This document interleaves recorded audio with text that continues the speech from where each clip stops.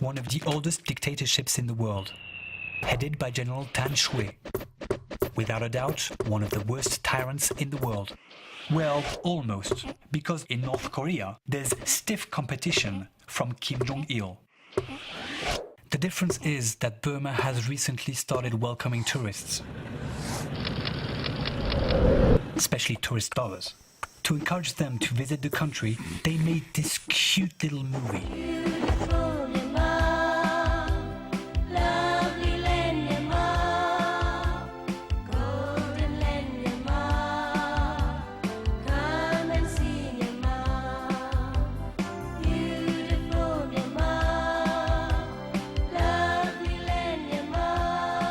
Harmony, the good life, well-being. If you believe the regime, Burma is paradise on earth. When you see this absurd propaganda, you ask yourself, what's behind all that? So we decided to go there, to get an inside look into the daily life of the Burmese people. To understand what it's like living in a dictatorship, getting up, working, studying, getting information. All that must be very complicated. Oh, by the way, journalists are not welcome here. So we're going to pretend we're just tourists.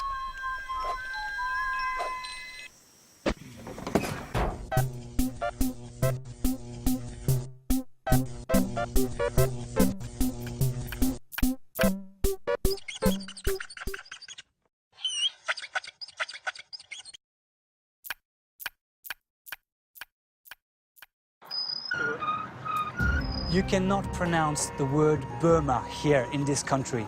Since '89, the junta decided to rename the country Myanmar, which means the first inhabitant of the world. But of course, all that is just propaganda. The regime is especially touchy about this issue. The Burmese ambassador to the United Nations constantly issues reprimands to impose the use of Myanmar on countries like France or the United States that don't recognize it or refuse to use it.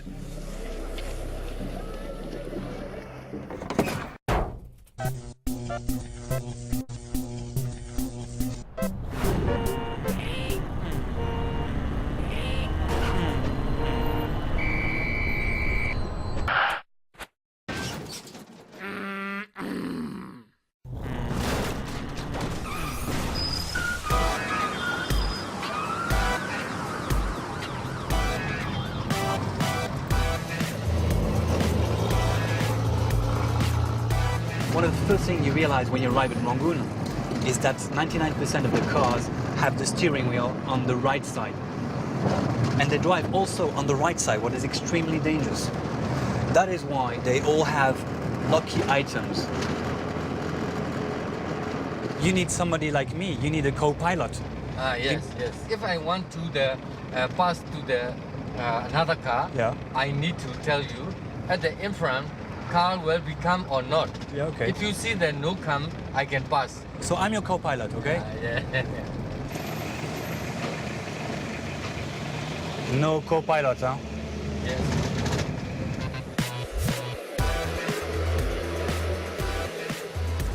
What you must know is that the direction of the traffic changed in 1974 when the astrologers of the former chief of the junta, Ne Win, told him that it would bring him luck. But the Burmese are out of luck. Cheap cars mostly come from Japan, with the steering wheel obviously on the wrong side of the car. So they make do. And of course, for public transportation, it's the same problem. As you can see here, the steering wheel is on the right side. So here, as you can see, I enter on the left side. And when I exit, of course, I finish in the middle of the street, what's extremely dangerous. I'm not quite sure I would like to be a bus driver here in Burma. Ready? Yes, ready? Okay, dangerous, huh? I'll try. First time, huh?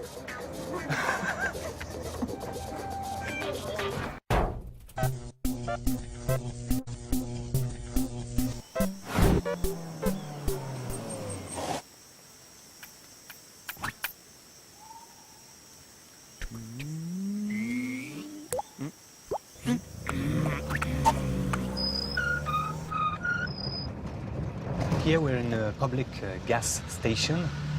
We're not supposed to film here, so we're staying in the car. Every Burmese is allowed about 2 gallons per car, no more. It's an obvious way to limit the travels in the country. And to be sure they don't go beyond those 2 gallons, they have to use this small little booklet. Here I'm in front of a private station where you can buy unlimited gasoline. It's actually a way for those in the junta to sell the gasoline they didn't already use. And as you can see, the security is extremely bad.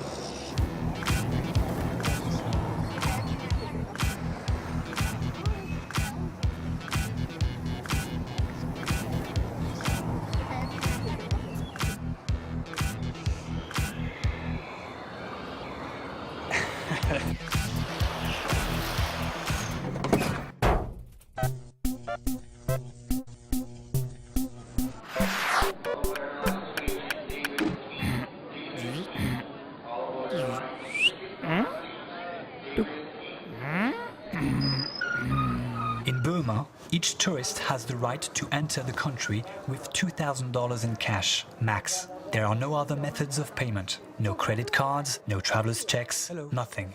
Here, cash is king. Can I change this? Change? Those change, yeah? Have change in kyat? Yeah. Kyat. Can I have in kyat?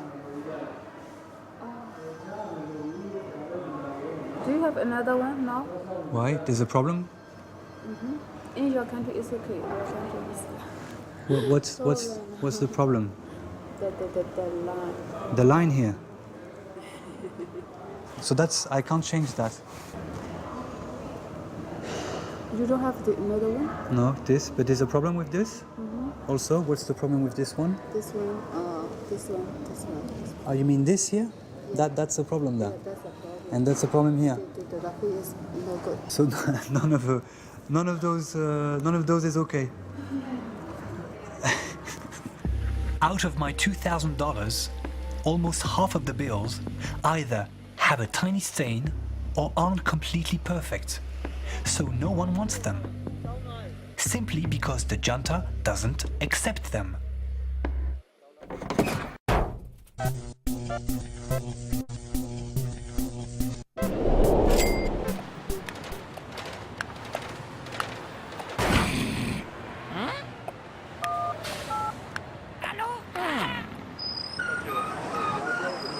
Only 1% of the population actually have a bank account. Firstly, because it's very difficult to open one, and also because the bank can disappear just like that. That is why the Burmese people have to find other ways to invest their money, and sometimes very strange ways.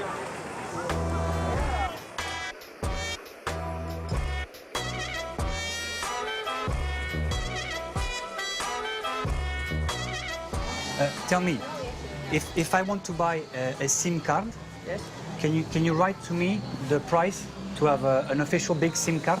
How much is it? Okay.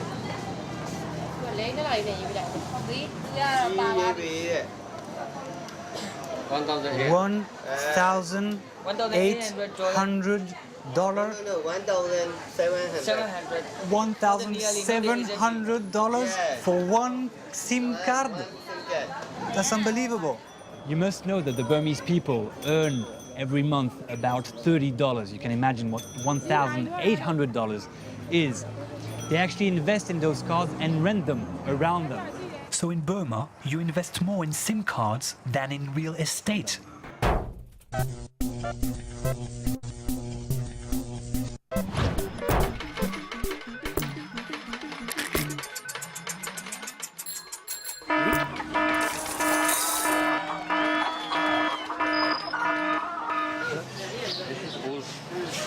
Old money. Okay. On the go, we have to use that.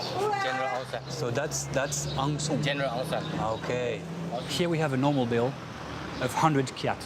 But what is quite incredible is at the end of the 80s, the junta decided to press some bills that are all multiples of 9. Okay, this is 100. That makes sense. Yeah. But 90 is weird. That is also astrologer number. Okay. 9 is supposed to be a good number for the junta. So you have bills of 90 and 45 kyat, what is absolutely absurd. But this is incredible. I mean, 90 and 45 is really funny. But this is not very easy to make the change, you know? If I want to pay, it's complicated with 90 and 35. Yeah, This lasted only a few years and created a huge an economic fiasco, and they decided to come back to reason and come back to normal bills. Welcome to Burma.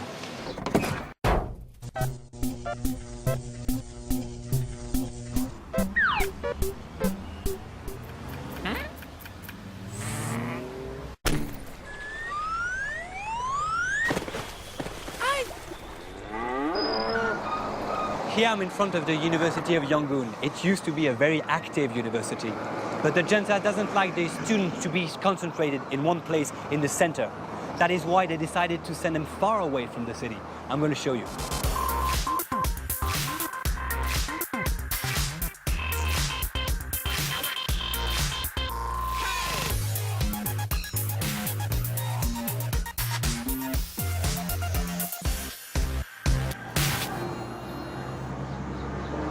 Here I'm in front of the University of East Yangon, one of the universities created by the regime far away from the city. You have to come from Rangoon to here.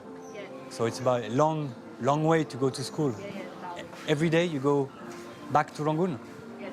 There's about 10,000 students who come to study here every day, and 50,000 who depends on this university for what they call e-learning.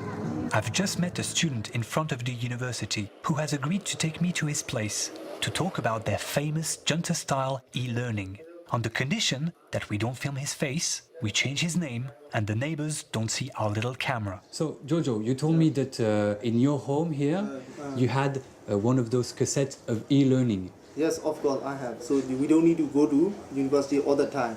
Okay. We learn from the cassettes. If you don't understand, you cannot ask to. That's it. Okay. So you don't have any help. You're alone, and it's more difficult to learn. Yes. Okay.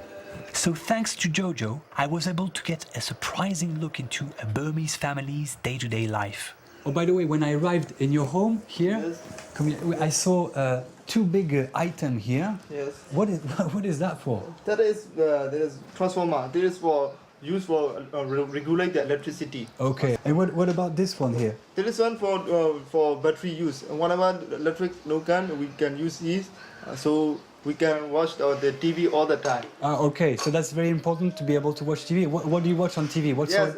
Because here Korea series are very popular, so using this we can miss it. Okay, so maybe tonight Yes. I can stay with you and watch the Korean show with you? But after TV, you have to go back to your home. Why? I can't stay too You late? cannot sleep here because if you sleep here, we have to ask permission from our township committee. Is it because I'm a foreigner? No, you are not from. Even my friend from other township, if they want to stay in my home, we need to do same procedure like that. Okay, well, you know what? We won't stay too late. It's so good for me. Okay.